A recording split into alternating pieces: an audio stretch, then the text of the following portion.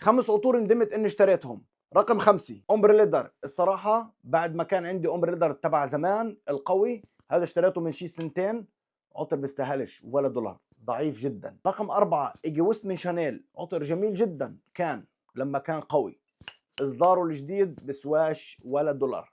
جميل نعم، بس تبعته انسى ولا شيء. رقم 3 انفيكتوس فيكتوري اليكسير.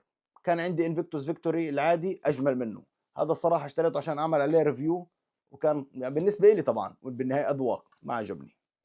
رقم 2 بلغاري بور اوم اكستريم، من اجمل العطور تاعت بلغاري، لكن للاسف اداؤه الاصدارات الجديده ضعيفه جدا جدا جدا، ما بيسوى، ضعيف، شو بدك فيه. انا شخصيا ندمت اني اشتريته.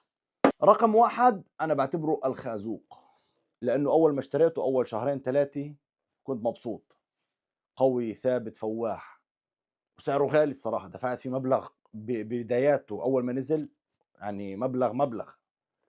بعدين يا كبير السنه اللي بعدها فقس، صار ريحته زي البيض المسلوق مع زنخه سمك، اصبح مقرف للاسف. للاسف يعني اكبر خازوق اكلته بحياتي هو فيرتوس كاوس، عطر سفاح اول ما اشتريته، لكن شركه فيرتوس يعني مع احترامي الشديد لهم، بس تشتري العطر بتحبه اول فتره، بعدين بيقلب.